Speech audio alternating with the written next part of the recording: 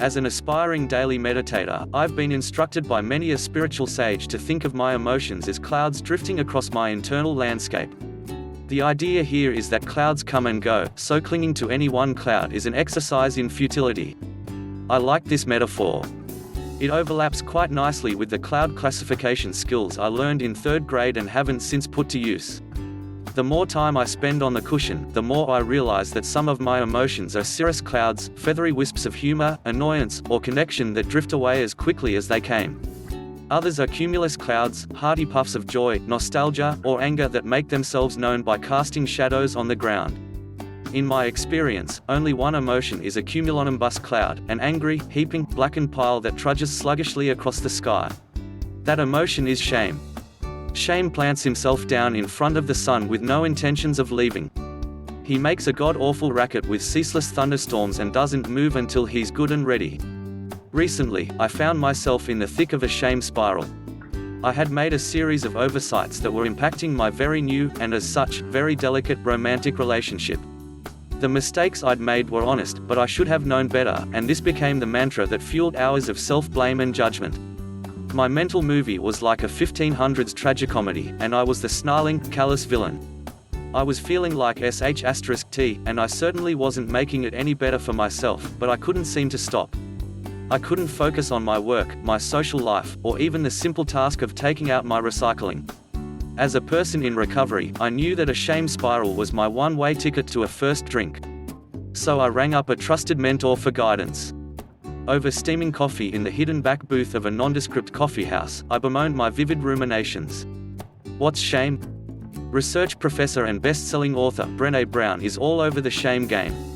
She makes clear that guilt is the feeling that you've done something bad, while shame is the feeling that you are bad, and as such, unworthy of love and belonging. As a recovering perfectionist, I get hit with red-hot shame when I do something wrong.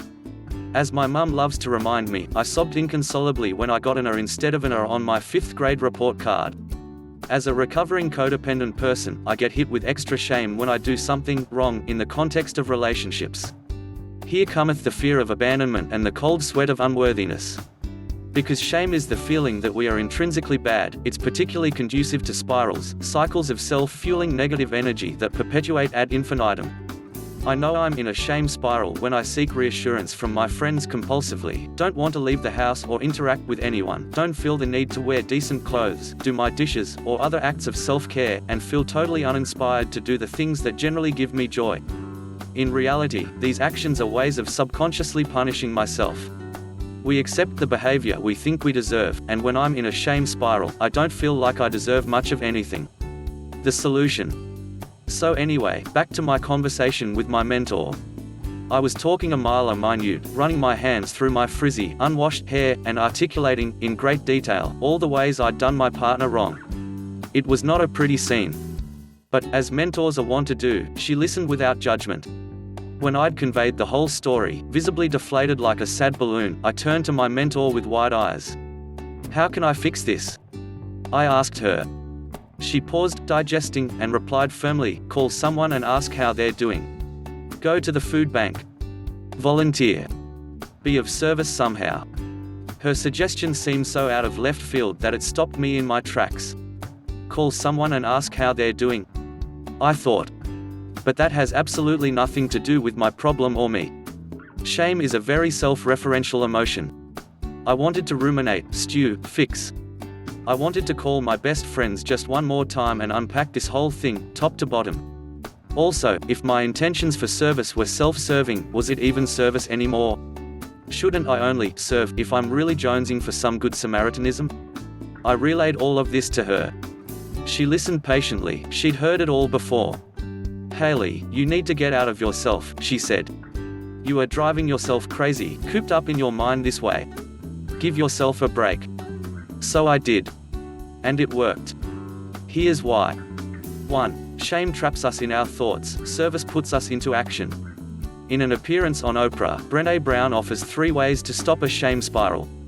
1. Talk to yourself the way you talk to someone you love when they feel unworthy. 2. Reach out to someone you trust. 3. Tell your story. Brené Brown is an absolute sage, and her research on shame and vulnerability has profoundly changed my life. But when I'm in my darkest shame spirals, these three tactics aren't quite enough for me. Because my shame is so self-referential and all-consuming, I cannot think or talk myself out of a shame spiral. Every thought, no matter how brilliantly it rationalizes my actions or how warmly it reassures me of my own goodness, is coated with the persistent, underlying certitude that I am bad. My shame is like an advanced stage, resilient bacteria. The first course of antibiotics doesn't make a dent. I need to prove to myself, with not only my words but my actions, that there is more to me than what I'm so ashamed of. Service is an easy road out of my frazzled mind and into the world around me. 2. Shame isolates, service connects. When I'm ashamed, the idea of being social sounds like torture. I'm normally quite extroverted, but when I'm spiraling, I don't want to hang out with my closest friends, let alone strangers. In the thick of a spiral, it's not unusual for me to cancel plans, be unresponsive to friends' messages, and go dark on social media. Isolation enables my shame to fester. It keeps the scope of my world small. Service, on the other hand, does the opposite. Service is intrinsically connective. First, I'm connected, in real time, with the person I'm serving. The newcomer to the 12-step program I call to check in on, the man whose bowl won't fill with soup, the kid I read aloud to. Second, I'm connected to my community. Few acts of service exist in a vacuum. Typically, I'm at least peripherally involved with a community organization, a church, or a grassroots group of do-gooders determined to make the world a better place. And though the unbridled optimism and rah-rah mentality of service groups can get on my nerves, there's something heartwarming about being part of something bigger than myself. Finally, there's that universal connectedness, the sensation of being human, of being one of 7 billion people dancing their way through this complicated and confusing thing called life. When I'm in service, I'm helping other people, with other problems, who have baggage of their own. With this perspective in hand, ruminating about my shame suddenly feels far less important. 3. Shame exhausts, service awakens. Self-flagellation takes a lot of emotional energy. It's exhausting to rewind, fast forward, and rewind the movie reel of your mistakes. Because it's our human tendency to defend against threat, a part of us, no matter how small, will fight against the shame. This is the part that will rationalize our behavior, craft a narrative for our actions, and pepper us with positive self-talk. These two forces, I am good, vs. I am bad, are at odds with each other. The result is an internal civil war, one that rages as we try to fall asleep, as we stare at the tile wall in the shower, as we drink our coffee on the patio. It can become the soundtrack to our days. Service provides a respite from this turmoil. By getting us out of own minds and into the world around us, gives the shame soundtrack a much-needed pause. In that silence, we can gain new perspective and peace. 4. Shame breeds shame, service breeds hope. Shame is self-perpetuating, it cycles, round and round the same tired litany of self-criticisms and judgments. In such a state, there is little room for anything novel to enter our consciousness. If we respond to our shame by self-isolating and hibernating, we just make the echo chamber smaller. Shame breeds shame. Service, on the other hand, connects us with the newness of others people's stories and challenges. Studies have shown that novelty makes us happier whether we're shame spiraling or not. Gretchen Rubin, author of The Happiness Project, writes, "Often we're happier, we feel more energetic, more productive, more creative when we try something new, when we challenge ourselves a little bit, when we kind of go out of that comfort zone. That atmosphere of growth can really boost our happiness." Service gets us out of our own way and offers a new palette of emotions and values to choose from: togetherness, community, connection, service, altruism, and more. It puts our personal challenges into perspective and simultaneously offers us tangible, actionable proof of our own goodness that stands in contrast to our negative self-judgments. It was hard for me to realize that my darkest shame spirals were also my most intensely self-indulgent moments. Even though I may have felt totally miserable, at the end of the day, it was still all about me, my wrongness, my badness, my words, my actions, my self-perceptions. When I mustered up the will to be of service, I was astounded by the serenity that came from acquiescing my role as the star of the show. Becoming a vessel for acts of goodwill opened my eyes to a greater, simpler reality, one I didn't need to control or micromanage.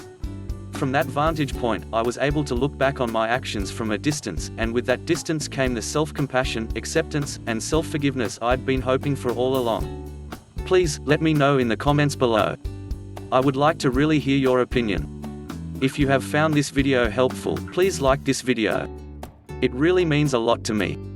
And if you think it might help one of your friends, don't be shy and share this video with them as well. That way, we all can help people we care about to live happier life.